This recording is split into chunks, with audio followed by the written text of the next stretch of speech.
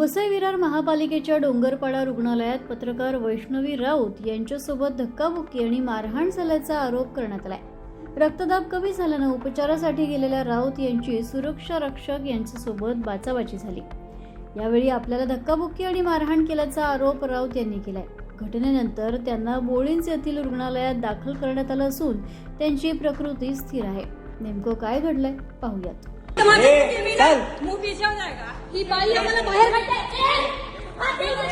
नाही उचलायचा, हात नाही उचलायचा, हात नाही उचलायचा माझ्यावरती, हात नाही उचलायचा। तिने हात उचललाय, हात उचललाय, तिने हात उचललाय।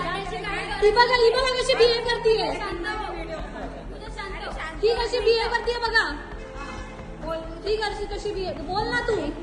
तिने हात उचललाय माझ्या अंगावरती, तिने हात उचललाय। नाव काय हिचं? पूजा मिश्रा। पूजा मिश्रा, लक्षात ठेवा, लक्षात ठेव। काय नेमकी घटना झाली, कशी उज्जत घातली तिने? माझी ऍक्च्युली तब्येत खूप खराब झाली होती, म्हणजे मला चक्कर येत होती, म्हणून मी त्या डोंगरपाड्याचे UPSC मध्ये गेले, आयुष्मान आरोग्य केंद्रात, की म्हणजे दुपारचा वेळ होता, दुसरं कुठले प्रायव्हेट जे काही पण डॉक्टर्स नव्हते, म्हणून मी तिकडे गेले। तर तिकडे गेल्यानंतर त्या तिकडच्या सुरक्षा रक्षकाने, म्हणजे ती पूजा मिश्रा म्हणून तिचं नाव आहे, सो तिने मला सांगितलं की पहिला चप्पल बाहेर काढ। तर मी गेले आणि चप्पल बाहेर काढून आले। त्याच्यानंतर ती मला उद्धटपणे विचारतीये की बाबा तू काय झालं, कशाला आली आहेस? मी सांगितलं मॅडम डॉक्टर कुठे आहे, आम्हाला सांगा, आम्हाला डॉक्टरांना भेटायचंय। ती सांगते अरे मला सांगायला तुला काय प्रॉब्लेम आहे, तू बोल ना। मी सांगितलं मॅडम तुम्ही पहिल्या नीट बोला, तुम्ही म्हणजे आम्ही आलोय तिथे उपचारासाठी, तर तुम्ही माझ्याशी उद्धटपणे का बोलतायत? ती सांगते काय जास्त बोलायचं नाही आणि इथून निघ। मला सांगते आता आली आहे ना तशी उलट्या पायाने परत जा, निघ।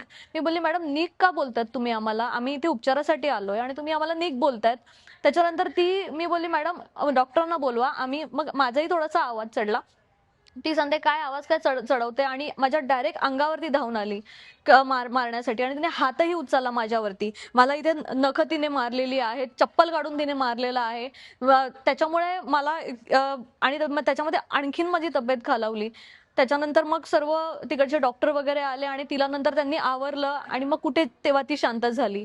आता हे या रुग्णालयामध्ये जर म्हणजे माझ्यासारखी व्यक्ती तिकडे जाणार आणि तिकडे उपचारासाठी गेल्यानंतर ही अशी वागणूक मिळत असेल, तर सर्वसामान्य नागरिकांना कशी वागणूक मिळत असेल तिकडे, तर ह्याच्यावरती आता मला तरी प्रश्नचिन्ह उभं राहत आहे।